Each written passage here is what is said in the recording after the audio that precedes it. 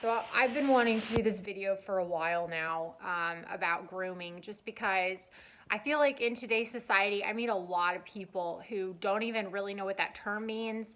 Even when I explain it to them, it's kind of like a complex concept, and it's been hard for me to explain to people. I mean, the basic gist of it is that you have someone who wants to get something from someone else. But when I was younger, I thought that grooming only happened to like younger kids for sexual reasons from predators. It wasn't until I was older that I realized that it can happen to anyone of any age for any reason from someone who's predatory and manipulative. And I was driving around the other day and this analogy just kind of like popped into my head, and I felt like it really worked. And the more that I kind of fleshed it out, the more that I felt like it really worked to kind of explain grooming, not just to people, but like to kids, because I feel like this is so, if people can understand this, it can really help them not walk around paranoid and full of fear, but just to really reassess them and how they're interacting with people in the world around them. Let's say that you have an orange and I'm someone who wants that orange from you. What would be the best way for me to get that orange from you? I could threaten you. I could literally just ask you for the orange. I could use violence. I could yell at you. But really the best way for me to get your orange from you is for me to manipulate you, for me to act like I'm your friend. And really in this situation, if everybody has an orange of some kind, I'm gonna look for people who don't know the value of their orange. Because if you don't know the value of your orange, you're more likely to not only give it to me, but to give it to me for free. You're probably not gonna put up a lot of fight about it, because you're not even gonna understand that what you're giving me is valuable. Because that's not saying doubt everybody who's nice to you. It's not that. But when we look inside of ourselves, if we live in a society and even within a familial system or whatever that doesn't encourage us to know our value, to love ourselves, to know who we are. I mean, another way that I could get an orange from you is I could tell you lots of stories about people who have also given up their oranges for free, so that this concept becomes very normalized to you. Another way that I could get your orange from you is to convince you that I really love you and I really care about you, and I'm asking you to give me your orange because it's in your best interest. More than anything, I think people run into grooming a lot in terms of romantic relationships and for sexual purposes. That is the most common reason why it happens. But there's, business situations where people can be groomed. I know one person, he was a photographer and he had an apprentice, and this intern learned all of his photography skills, tricks, got to know all of his clients with him, and then essentially stole his business from him, So you really have to realize that just yelling at someone and using violence to get something, yeah, that's definitely done in the world today, but there's a whole genre of person walking around who knows and is very intelligent and realizes that the best way to get something from someone is to pretend to care about them, gain their trust, earn their trust, and have all these different tactics to normalize the taking of the orange or make it as unnoticeable as possible so that the person doesn't even realize. Really, what I think at the end of my relationship, because I didn't value myself at all, I didn't value any of my metaphorical oranges, I didn't realize that I had anything to give. At the end of several of these relationships that I had with people, it felt like I looked up and I felt so empty and like I had so much pain inside. And it was because I had given away so much without realizing it. I didn't even realize how much I had given away at the time because I didn't value any of it. And so I kept giving and giving and giving. And then by the end of it, when they discarded me, I looked around and I wondered why my life felt emptier and why I was hurting so much. And it's because I had lost so much without even realizing what I had lost. And I think that really shows the value of the things that we're giving away more than anything, is from the pain that it causes us. Since there are people walking around wanting to groom us, these people do have tells.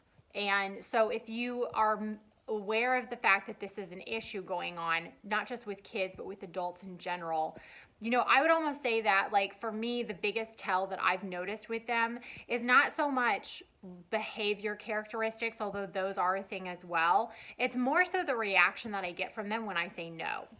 And that's been really hard for me because, again, I didn't value myself. I didn't have confidence in myself. And so saying no was like a really hard thing for me. And if someone made me doubt the validity of my no, I was more prone to believing that maybe I was wrong. So I just wanted to go in really quick to how to deal with that sort of dynamic, which is a really huge dynamic in these relationships if these people are predatory. If they're predatory, the whole cycle of the relationship tends to revolve around this boundary testing and this idea of you saying no and then them making you question yourself about the no that you've stated. A lot of people talk about like the charming personality of the predatory person, and that is a tell as well. But I think when somebody's a stranger and when you're first getting to know them, it's really hard to be able to decipher whether someone just is really easy to get along with because you're just really clicking and really gelling, and whether they have literally a psychopathic charming personality. So while that is a tell, it's not the one that I rely on most heavily when I'm trying to figure out if this is someone that I can trust. First and foremost, when I say no to someone, when they've asked me for something, a metaphorical orange, someone has asked me for my orange and I've said, no, you can't have that one. I almost would compare their reaction to the stages of grief, because a lot of people that I've been involved with, when I first say no, they don't always go straight to like anger and name calling. I mean, that's like a really extreme level, like 5 reaction to go to. And they want to keep you around because there's probably lots of things that they want from you. It's not usually just one thing. So, their first reaction, especially if you're just getting to know them and you're in the early stages of the relationship, isn't necessarily always going to be something. If they're really good at what they do, if they're a really good con artist and a really good predator, they're not going to they're going to have more self-control, and they're not going to jump to those crazier reactions right away. So usually I've had people that honestly, they act like they're okay with it. They act like they're okay with the no. The reason I know they're not okay with the no is because it gets brought up again, whether that's a day later, whether it's a week later. I mean, it's not much time at all before it's being brought up again. And usually when they're bringing it up again, they're taking a little bit of a different approach, a little bit of a different slant with it. But I'm able to recognize that they're essentially asking for the same thing again.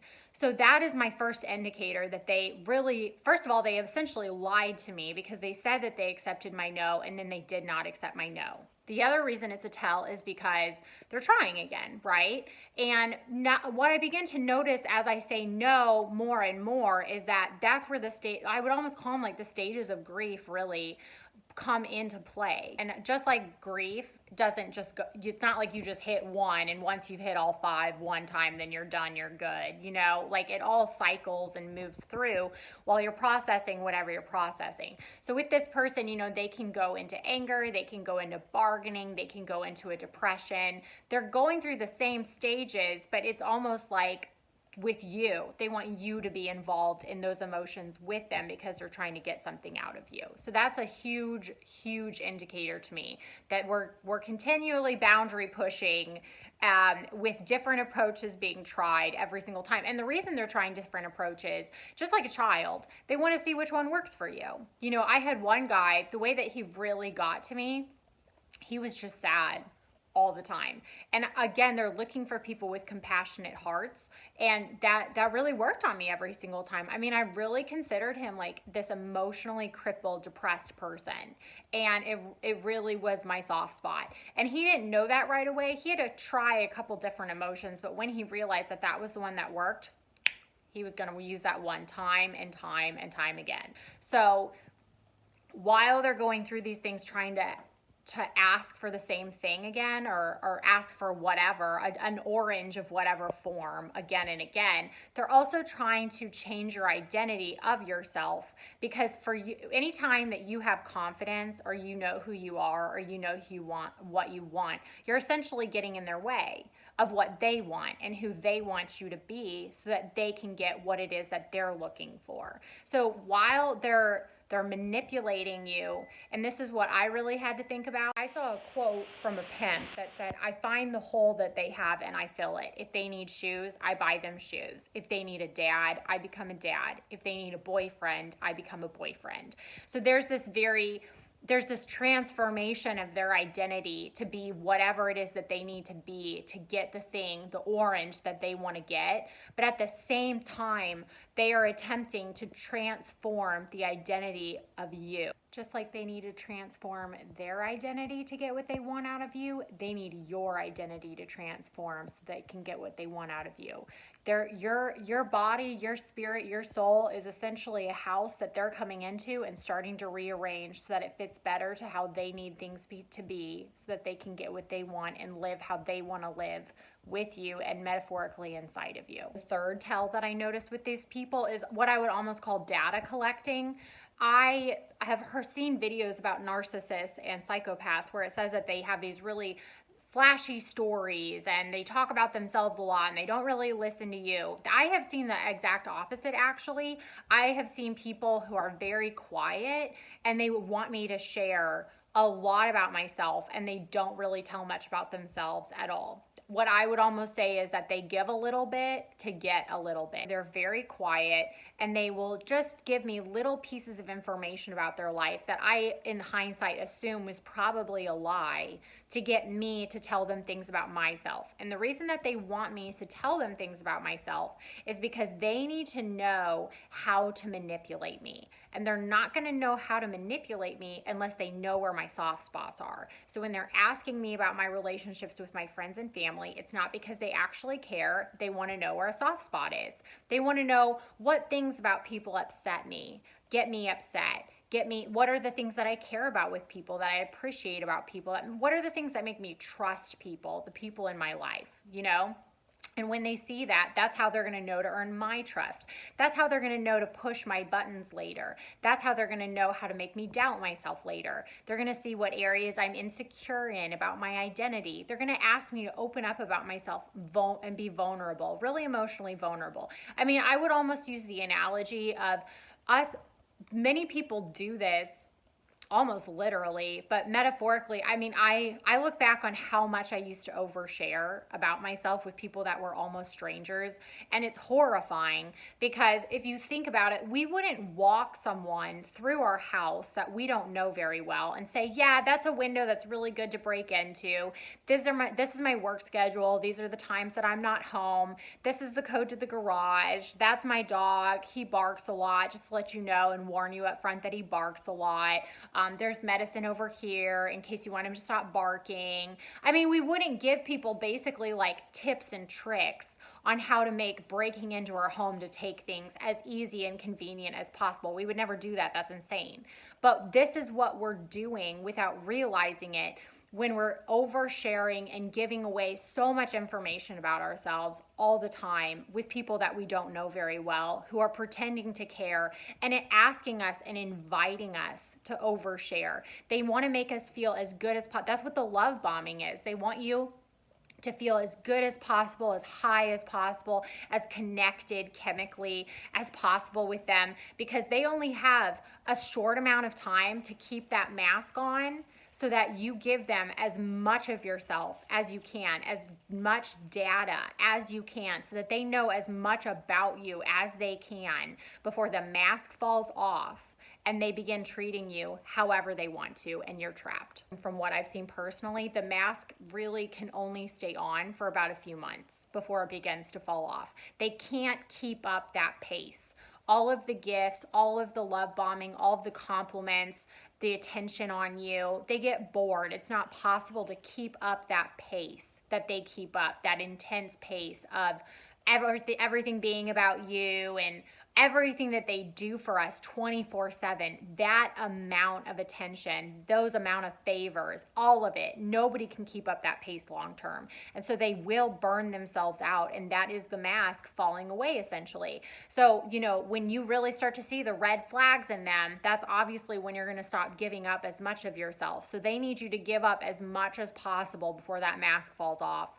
They need to learn as much as they can before the mask falls off and you realize that you've been giving information about your home to a burglar. You know what I'm saying? They are going to try and convince you that what you're seeing, like, you're crazy. There's no mask falling off. And so that's why they look for insecure people. I mean, I know I'm touching on like a lot of different things here, but all of this plays into what grooming is. Grooming is essentially, I really would almost say it's preparing the mind, prepping the mind, someone else's mind, to do whatever it is that you need that mind to do. So it's really manipulating, almost hypnotizing the mind, truly. Like lowering the self-esteem of the mind, lowering the confidence, lowering the ability for the mind to believe in itself. I mean, you're really weakening that mind as much as possible and getting your thoughts and your way of thinking into that mind so that it essentially becomes yours after a certain point, and it will believe you more than it will believe itself. And that is truly how dark this is. The last thing that I wanted to talk about was having a plumb line, because when you start getting groomed, when I've been really brainwashed, it really almost feels like I'm in a fog and I can't get out. It feels like I've been submerged underwater and I don't know what's up and what's down. It is truly that disorienting. And I think the things that's strangest about it is that you're still walking around in the real world, existing with other people, but in your mind, you feel like you're in a cage and you feel like you're crazy.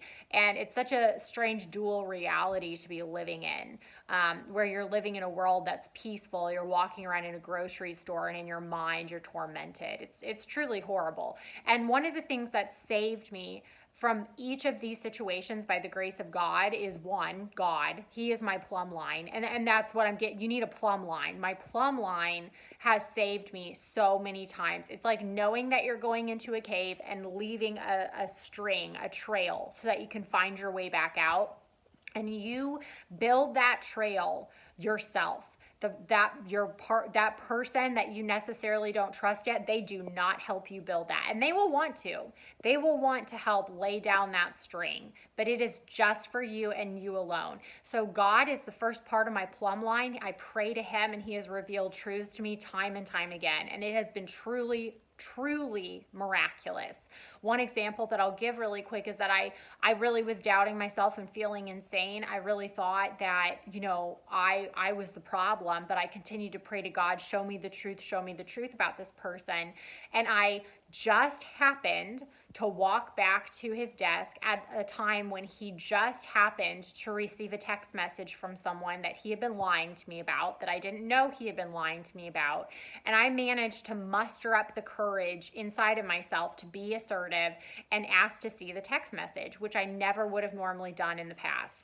And that text message that just happened to arrive right when I just happened to walk back there was one of the most significant text messages I could have ever seen. It showed me everything in 5 seconds that I had been confused about for 7 months. And God can do things like that for us. So God is the first part of my plumb line or my string. The next one is my friends. I have friends and family that I don't value everyone's opinion, but I have a few core people that I know if I'm starting to doubt myself or I'm needing feedback about myself or someone else, they're not going to just feed me, oh, you're so great, you're so awesome. They're going to give me genuine feedback and tell me whether they really think I'm in the right or in the wrong.